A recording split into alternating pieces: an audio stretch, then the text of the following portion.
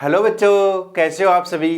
तो पिछली क्लास में हमने देख लिया था इफेक्ट ऑफ डाइलेक्ट्रिक, मतलब जब डाइलेक्ट्रिक रखते हैं कैपेसिटर की प्लेट्स के बीच में तो उसका कैपेसिटेंस बढ़ जाता है, और अगर पूरे को भर दिया है तो उसका के टाइम्स इंक्रीज हो जाता है। जैसे हमने देखा था कि ये कैपेसिटर है जिसकी कैपेसिटी कितनी है, सी है कैपेसिटेंस, और अगर हमने के डाइलेक्ट्रिक कॉन्स्टेंट वाला डाइलेक्ट्रिक अगर रख दिया है तो उसकी कैपेसिटेंस कितना होता था, के A epsilon not divide by D, कुल मिलाकर के टाइम्स इंक्रीज हो गई थी।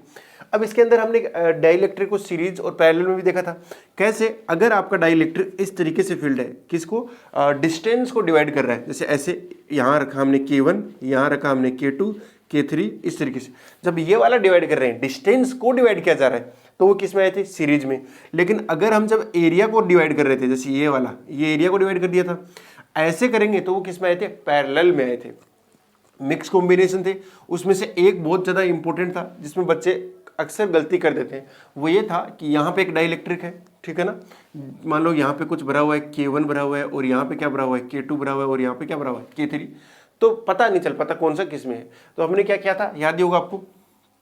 अक्सर बच्चों को लगता है कि ये दोनों किस में, पैरेलल में होने के बाद ये सीरीज में होगा, इसके साथ नहीं।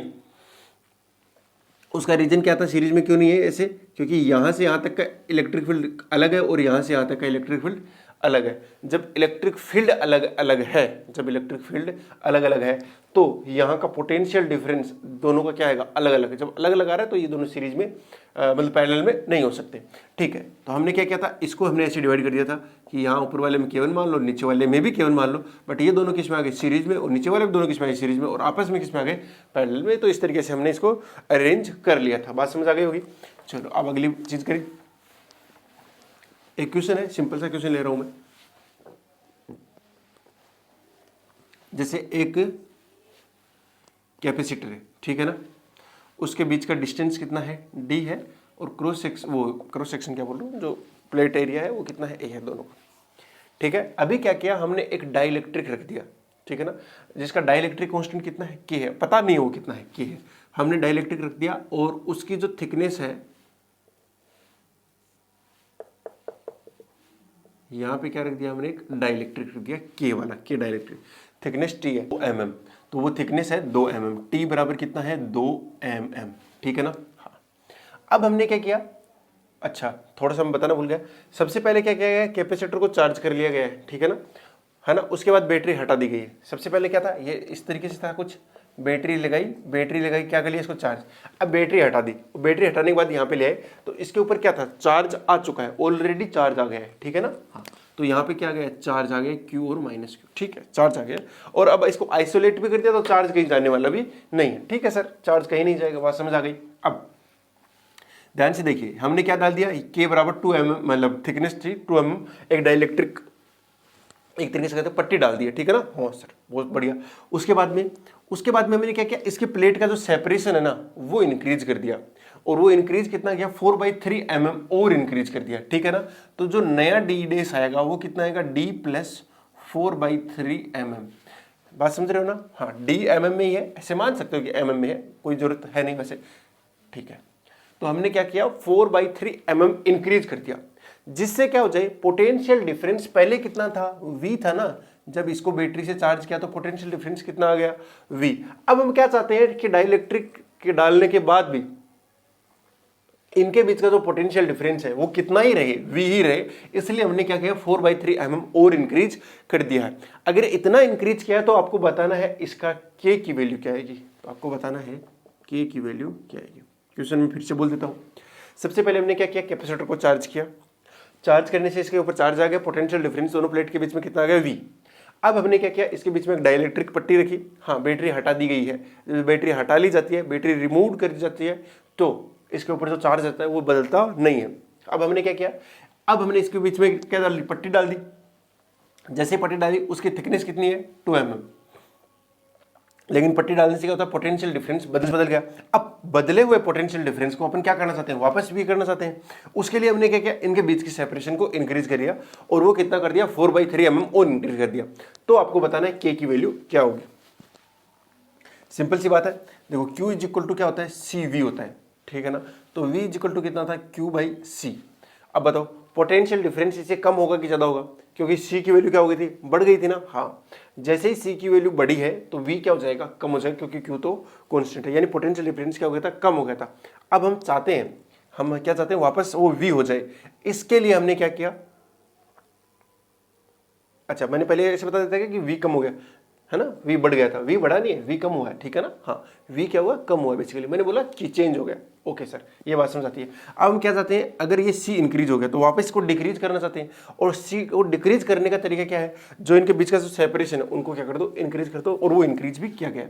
ये बात सर एकदम सही समझा रही है। तो कुल मिला के जो V1 है वही क्या बन गया, मतलब इनिशियल है वही क्या इसके बन गया, फाइनल के पोटेंशियल डिफरेंस के। अब देखो V जो आ रहा है वो कितना आता है, V तो पता नहीं, हाँ ये है, लेकिन Q जो है वो सेम है इनिशियल और फाइनल। अरे हुआ कि नहीं हुआ, जी सर हुआ। अगर ये सेम है तो मैं बोलूँगा C1 CI VI is equal to CF VF। अब ये VI VF से कट गया क्योंकि इक्वल दोनों, तो इसका मतलब था कि जो कैपेसिटेंस है वो भी क्या होनी चाहिए, इक्वल ही होने चाहिए। तो CI की वैल्यू कितनी है इनिशियल, वो है A epsilon not divide by D, इतनी है। उसके बाद में अगले को कैसे लिखेंगे, अगले लिखेंगे A epsilon not divide by distance को डिवाइड करना है अपने को। तो टोटल डिस्टेंस जो T है उसके अंदर कौन सा डाइलेक्ट्रिक है पता नहीं, वही तो पता करना है, और T की वैल्यू 2 mm है, ठीक है सर। प्लस में बच गई कितनी डिस्टेंस, एक तो हमने बच गई D माइनस टी, ये इतनी बच गई ना, D में से T कम है तो इतना एयर बच गया, प्लस में 4/3 और कर दो क्योंकि इतना इंक्रीज भी कर लिया। अरे बोलो, इतना इंक्रीज कर लिया, डिवाइड बाई 1 करना है, वो करो तो करो, नहीं मत करो, ठीक है सर, यहाँ से समझ आ रही है। और जो T की वैल्यू है वो कितनी है, 2 है। चलो A एप्सिलॉन नॉट से A एप्सिलॉन नॉट गया, इसको इधर ले आओ और इसको इधर ले जाओ। जैसे ही मैं इधर लाऊंगा तो मैं इसको इधर ला रहा हूँ, तो ये कितना बन गया देखना, 2/k plus D minus 2 plus 4/3 is equal to, ये इधर चला गया, ये कितना आएगा D। क्या ये D से D गया, इसीलिए आपको D नहीं दिया गया था कि D कितना है। अब मेरे ख्याल से यहाँ से निकालना कोई बहुत बड़ा काम नहीं है, तो 2/k इज इक्वल टू, ये 2 इधर चला जाएगा, माइनस का 4/3 हो जाएगा, ये कितना बन जाएगा 6 माइनस 4/3, 6 माइनस 4/3, तो 6 माइनस 4 कितना होगा 2, 2/3, 2 से 2 गया तो k की वैल्यू आ गई 3। बोलो कोई मुश्किल काम था, नहीं। इसी तरीके से मैंने आपको ये लिखना भी सिखाया था कि कैसे लिख देते हैं जब अगर अपन कहीं पे डाल देते हैं और पूरे में नहीं डालते हैं, इस तरीके से अपन ये काम कर सकते हैं, बहुत ही ईजी है। बोलो कोई दिक्कत है क्या, नहीं। अब थोड़ा अपन जो डाइलेक्ट्रिक है उसको वेरी कराते हैं, ठीक है, तो आप इसको फटाफट नोट कर लो। फिर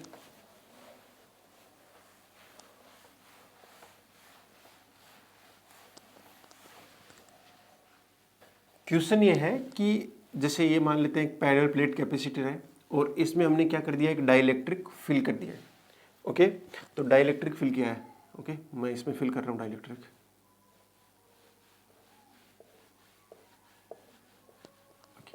इस तरीके से डाइलेक्ट्रिक फिल कर दिया है।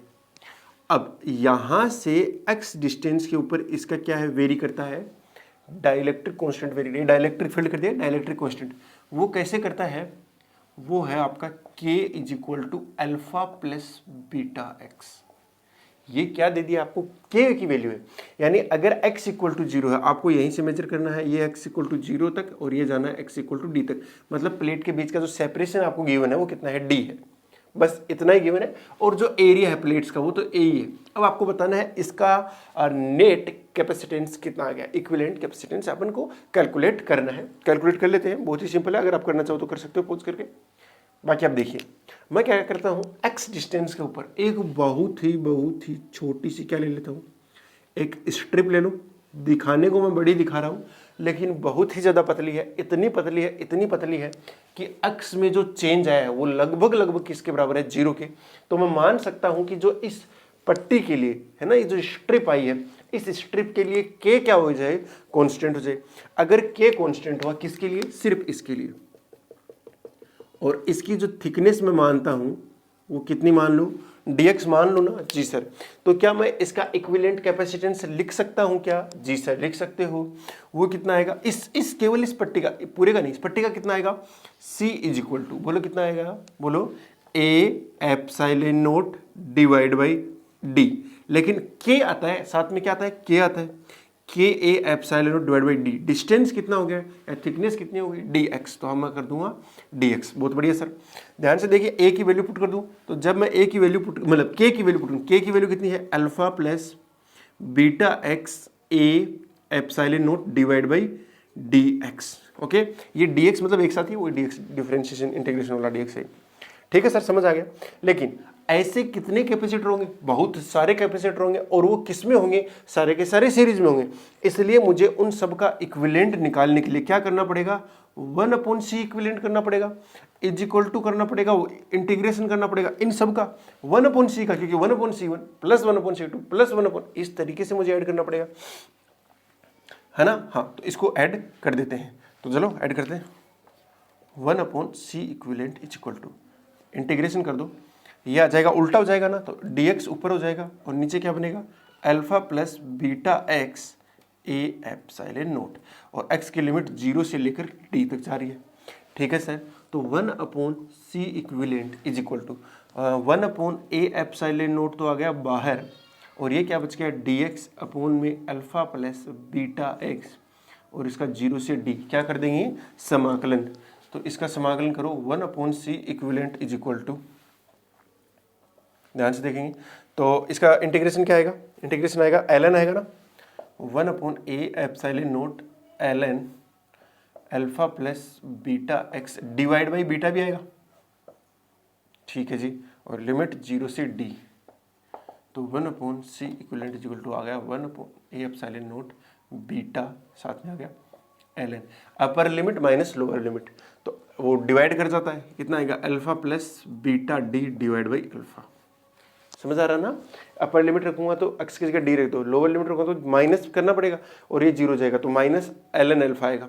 अब लोग की प्रॉपर्टी क्या होती है, ln a minus ln b is equal to ln a by B, तो हम यहाँ से बहुत ही सिंपली देख सकते हैं। अभी अपना जो c इक्विवेलेंट है इसको रिवर्स कर दो, तो c इक्विवेलेंट आएगा a epsilon not beta upon ln alpha plus beta d upon alpha. क्या यही आंसर है जी, यही आंसर आएगा। ओके ओके कूल, समझ आ गया होगा मेरे ख्याल से, इतना कुछ है नहीं इसके अंदर कॉम्प्लिकेटेड, बस यही था कि आपको करना कैसे। ओके, फटाफट इसको नोट कर लो। चल अगला करते हैं।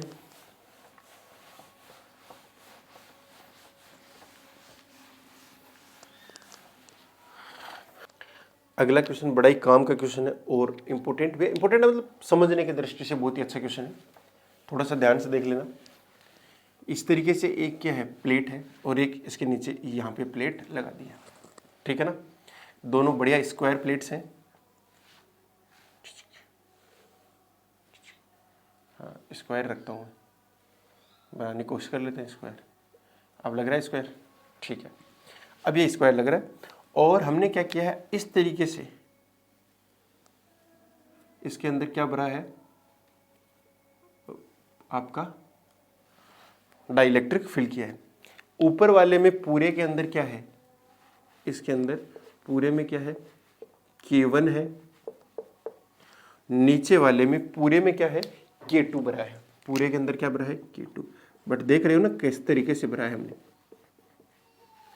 अब इसके और इसके बीच में आपको क्या निकालना है, इक्विवेलेंट कैपेसिटेंस निकालना।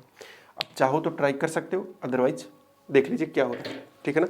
थोड़ा सा विजुअलाइज करा देता हूँ क्या हो रही हैं चीज़ें। जैसे ये वाला है, एक प्लेट यहाँ पर है, एक प्लेट यहाँ पर है, तो दो प्लेट हो गई, ठीक है ना। इस तरीके से क्या हो गई, दो प्लेट्स है, बढ़िया, ये दो प्लेट हो गई।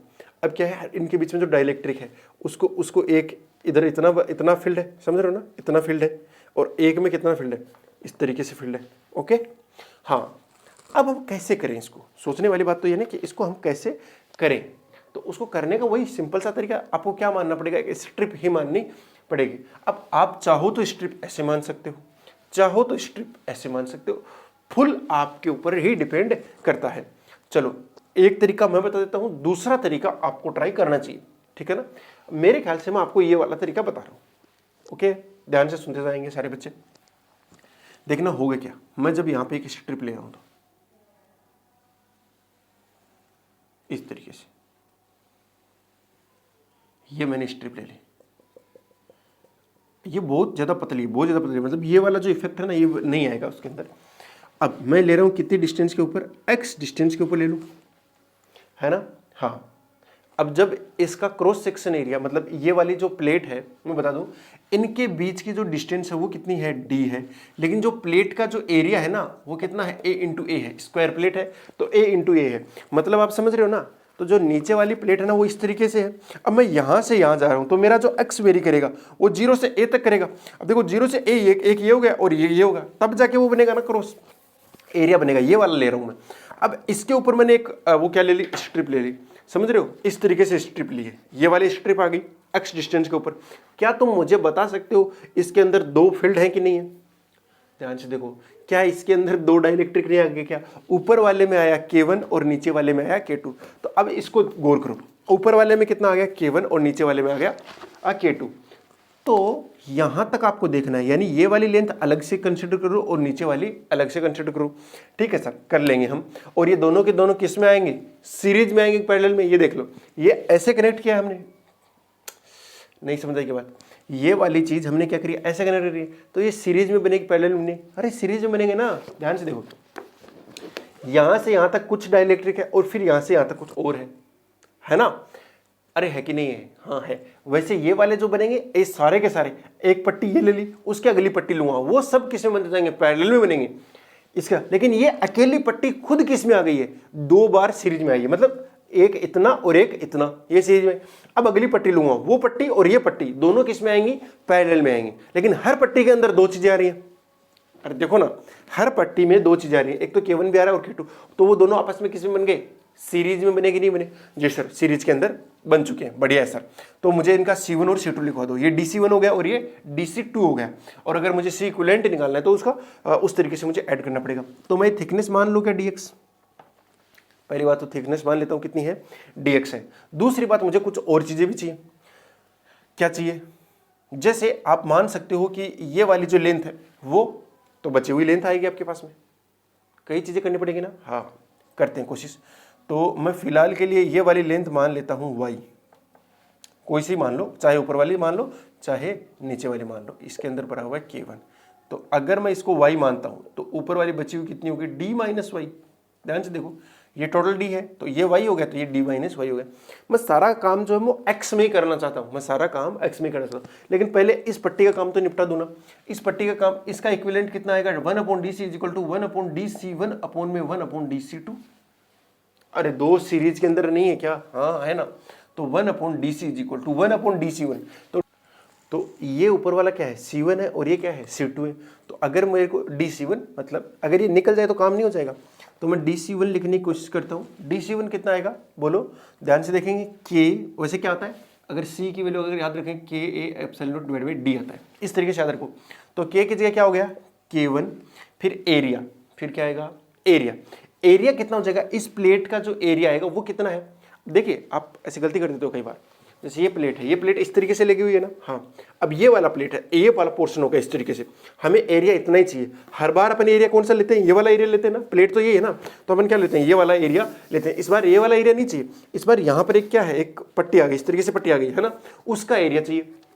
तो उसकी थिकनेस कितनी होगी, dx हो गई ना, उसकी थिकनेस कितनी होगी, ये वाली लेंथ कितनी होगी, dx, और ये वाला हो जाएगा ब्रेथ हो जाएगा, तो कितना हो जाएगा, a dx, और वो तो a ही है ना।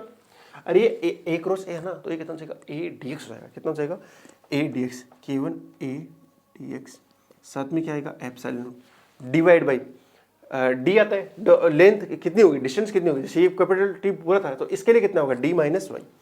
तो इसके लिए कर दो d minus Y, d minus Y कर देते हैं, ज़्यादा अच्छा रहेगा, ठीक है। और DC2 कितना आ जाएगा, वो आ जाएगा K2, एरिया सेम ही रहेगा, a dx epsilon not upon में y, कितना आ जाएगा, y। चलो दोनों चीज आ गई। अब मेरा काम क्या है, y को रिमूव करना, पहला काम तो क्या है, y को रिमूव करना। तो इसके अंदर मैं DC की वैल्यू पुट कर देता हूँ, हाँ, तो वह उल्टा हो जाएगा, ये d माइनस वाई अपॉन में K1 a dx epsilon not plus में y अपॉन में K2 a dx epsilon not, यही हुआ ना, y अपॉन में K2 a dx epsilon not, ठीक है। तो इस तरीके से हमने क्या निकाल लिया, DC निकाल लिया। अब इसी का तो इंटीग्रेशन करना बाकी रह गया है, नहीं समझाई क्या? ये आ गया DC। अब इसका तो इंटीग्रेशन करना बाकी रह गया। अभी देखते हैं किसके अंदर बनने वाला है। ठीक है, ये दोनों तो सीरीज में थे ना, तो मैंने इस पट्टी का निकाल दिया क्योंकि ये दोनों सीरीज में थे, तो इस तरीके से ऐड होने वाले हैं। ठीक है सर, इतना समझ में आ गया। अभी तक y गायब हुआ नहीं है, तो y गायब करने के तरीके देखते हैं। आपको ध्यान से दिखाई दे रहा है क्या? एक ट्राइंगल तो ये रहा है ना, और एक ट्राइंगल ये रहा, दो ट्राइंगल दिख गए, और दोनों ट्राइंगल के अंदर ये वाला एंगल सेम है, ये 90 हो गया, और तो ये तीसरा अपने आप समझेगा। तो इसका मतलब है दोनों के दोनों कैसे बन चुके? एक तरीके से सिमिलर ट्राइंगल्स हो गए। अगर दोनों सिमिलर ट्राइंगल्स हैं, कौन कौन सा? एक तो ये छोटा सा ट्राइंगल दिख रहा है ये, और एक ये बड़े वाला ट्राइंगल दिख रहा है। तो ध्यान से देखेंगे, ये छोटे से छोटे वाले ट्राइंगल के अंदर मैं क्या कर रहा हूँ? y यानी परपेंडिकुलर अपॉन बेस कर दूं y upon X equal to, इस वाले के अंदर कितना आएगा बोलो? d अपॉन में ये वाला लेंथ कितना है? ये तो a है, ये तो कितना a है ना, यहाँ से यहाँ तक का a है। थोड़ा कंफ्यूज मत होना है, हर बार मैं यहाँ से यहाँ तक डी लेता हूँ, इस बार यहाँ से यहाँ तक का डी ले, प्लेट को मैंने ऐसा रख दिया, हर बार ऐसे रखता हूँ। ठीक है, चलो कोई नहीं। तो यहाँ से मुझे किसकी वैल्यू निकालनी थी? y की। तो y इक्वल टू कितना आ जाएगा? आपका आएगा एक्स डी लिखना, डी एक्स मत लिखना वरना पता नहीं कंफ्यूज हो जाओ आप, एक्स डी डिवाइड बाई ए। ठीक है, और वो वैल्यू आप यहाँ पुट कर सकते हो। ठीक है ना, पुट करना जरा। तो 1 upon D C equal to D minus Y कितना बन जाएगा? सीधा वही निकाल लो ना, डी माइनस वाई कितना आएगा? हाँ माइनस कर दो, तो d minus x d by a कितना बन जाएगा? ए नीचे आएगा, फिर बनेगा a d minus x d, तो डी क्या आ जाएगा? कॉमन, फिर कितना बच जाएगा? A minus x.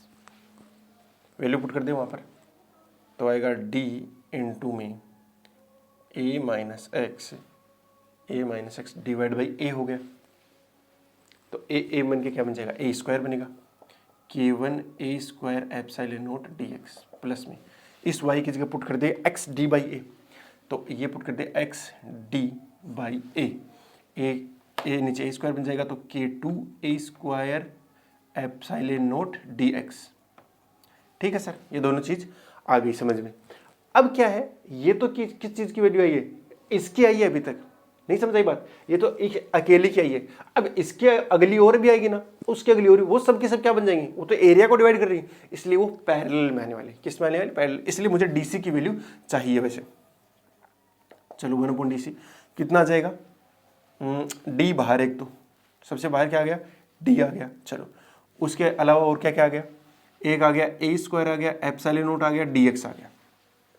अरे a square epsilon not D x ये बाहर आ गया। चलो इधर कितना बचा? इधर बचा a माइनस एक्स अपॉन में K1, इधर क्या बचा? x अपॉन में K2, इतना बचा।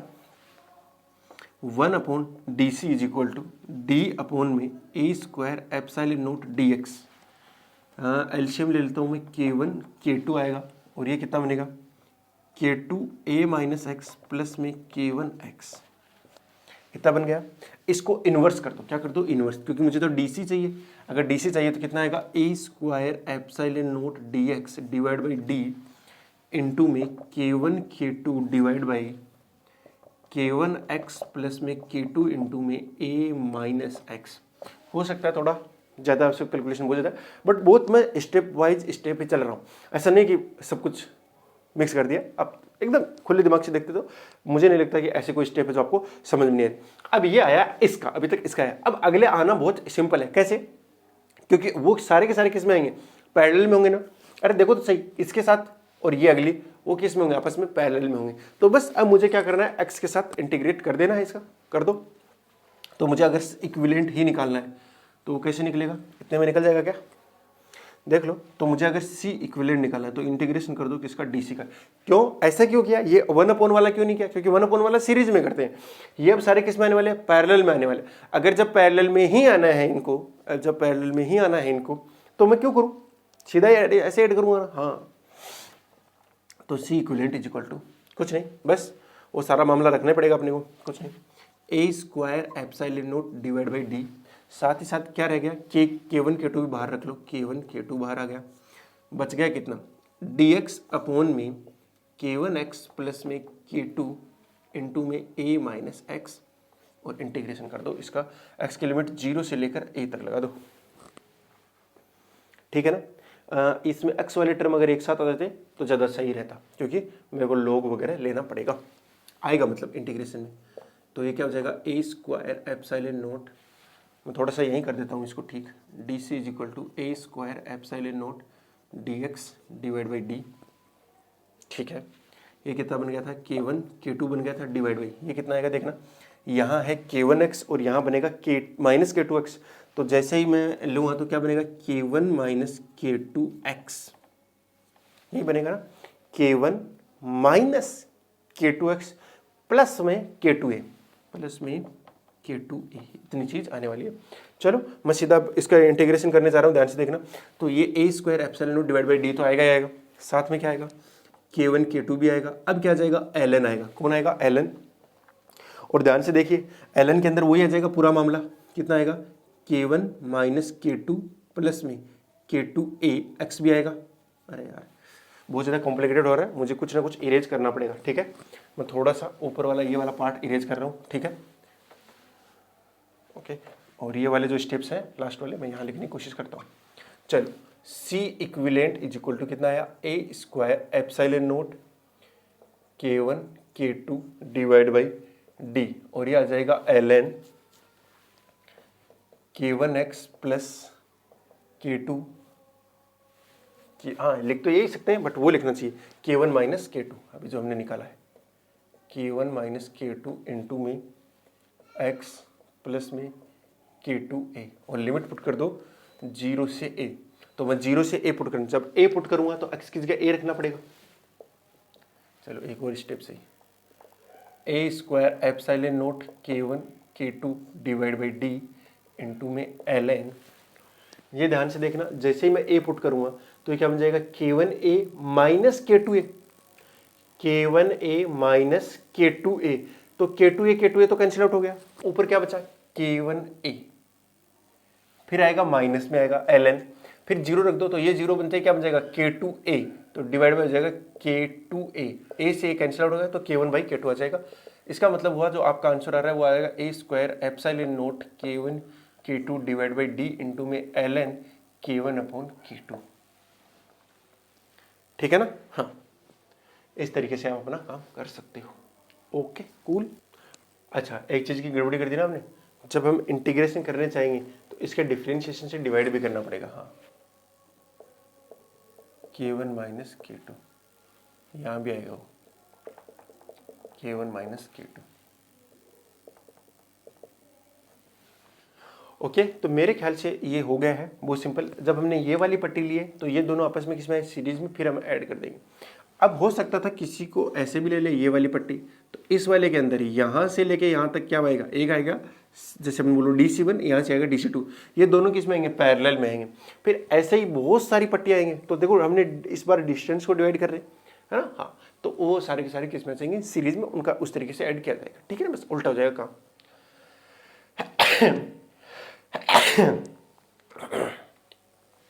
ये मेरे ख्याल से ये वाला जो मतलब क्वेश्चन है बहुत ही अच्छे से आपको समझ में आया होगा। एक बार फिर से देख लेना, समझ में आ जाएगा, ठीक है ना। कुछ नहीं, कैलकुलेशन है और कुछ नहीं है, ज़्यादा बस कैलकुलेशन है, थोड़ा दिमाग भी लगाना पड़ेगा। बच्चे अक्सर इस एरिया में भी गलती करते हैं, ADX कैसे है। अब थोड़ा सा विजुअलाइज कीजिए कि यहाँ पे से वो है पट्टी रखी हुई है, उसका ये वाले जो लेंथ है वो A है और ये वाला कितना होगा DX, तो ADX ही आएगा। अपन को एरिया वो उतना सही चाहिए, ज़्यादा चाहिए भी नहीं, वो उतना सही एरिया चाहिए, तो सामने से दिख रहा है, ठीक है। चलो अगला क्वेश्चन कर लेते हैं फिर।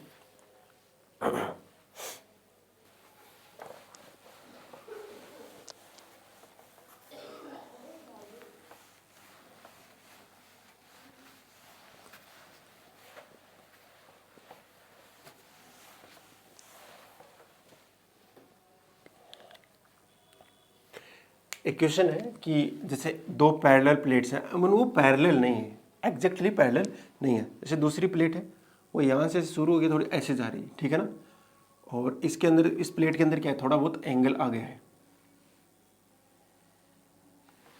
ओके, इस तरीके से। हाँ, और ये जो एंगल है वो थीटा है। थीटा क्या है, वेरी स्मॉल, बट है कुछ ना कुछ तो थीटा है। एंड इनके जो बीच का सेपरेशन है वो कितना है, D।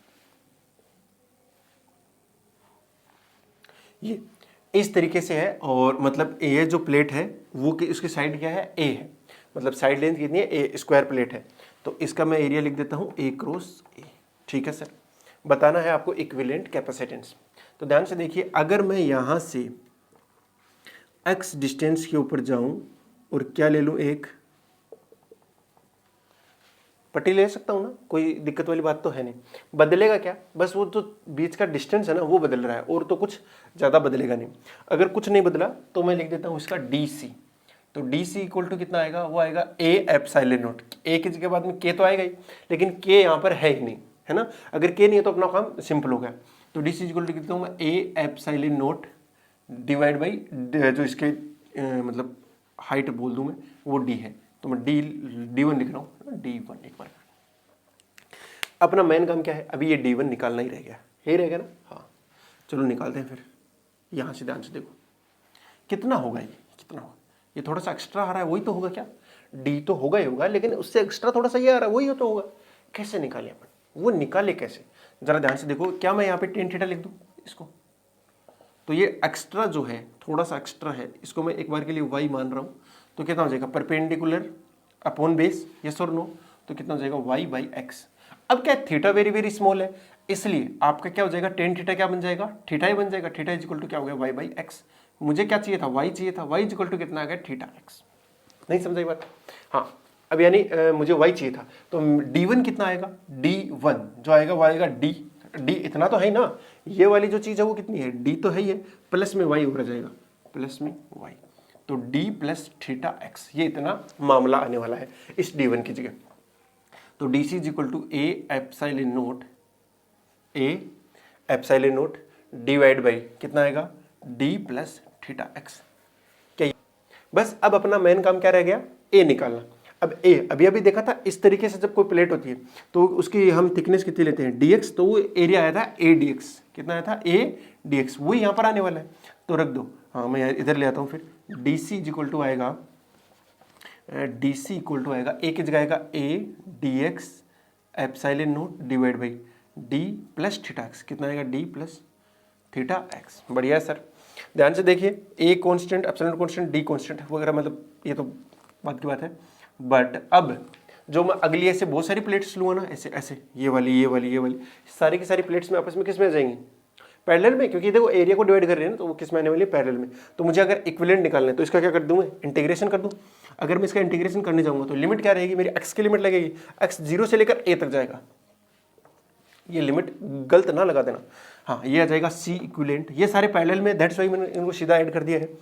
A एप्सिलॉन नोट तो क्या आएगा, बाहर आ जाएगा, बच गया कौन, बच गया आपका dx बच गया ऊपर, तो नीचे कौन बच गया, D प्लस थीटा एक्स। चलो कोई नहीं, देख लेते हैं।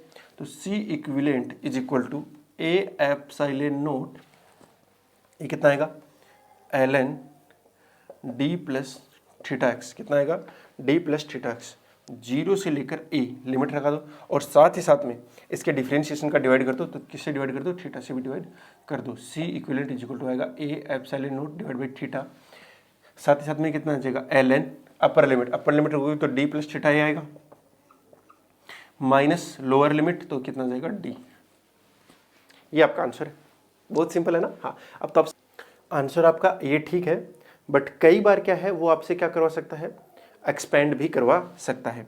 कैसे एक्सपेंड करना आना चाहिए आपको, ln x को, जैसे ये क्या बन जाएगा, ln D plus theta a by D बनेगा, D मतलब D का अलग अलग डिवाइड कर दो तो क्या बनेगा, 1 plus theta a by D, ये वाली चीज़ बनेगा।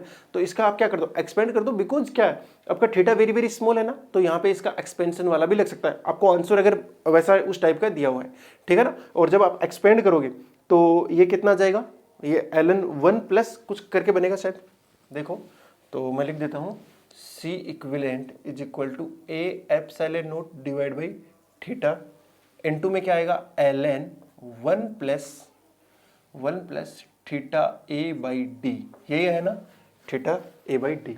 देखो 1 प्लस कुछ 1 प्लस एक्स आ रहा है ना, log 1 प्लस एक्स, उसका क्या करना है अपने को, एक्सपेंशन करना है, बात समझ आएगी ना। log 1 प्लस एक्स का एक्सपेंशन कर दो, आपका आंसर आ ही जाएगा, ठीक है ना। वो शायद आता है x माइनस एस, ऐसे करके आता है ना, x माइनस, तो वो कितना आएगा, ln 1 प्लस एक्स का आता है, थोड़ा सा आपको याद रखना, आगे वाला याद रखने की जरूरत नहीं है, वो आता है x minus x square by 2 plus x cube by 3 या फैक्टोरियल 3 ऐसे ही आता है कुछ, बट इतना स्टार्टिंग वाला इतना ही आता है। तो ध्यान से देखेंगे, c equivalent is equal to आ गया a epsilon not divide by theta into में x की जगह कितना है theta a by d minus theta square a square d square, ये आएगा ना, और साथ में 2 भी आएगा, बस आगे वाला चाहिए नहीं क्योंकि वो ऑलमोस्ट क्या हो चुका है, 0 हो चुका है। तो ध्यान से देखेंगे, ये थीटा से सारे के थीटा कैंसिल आउट हो गए, ये a बाई डी आ रहा है और a बाई डी हर जगह से आ रहा है। अगर a बाई डी हर जगह से आ रहा है तो क्या बनेगा, a एप्सिलॉन नोट, तो a स्क्वायर, a बाहर चला गया ना, तो a square epsilon note divide by d आ जाएगा, और बचा हुआ कितना रह जाएगा,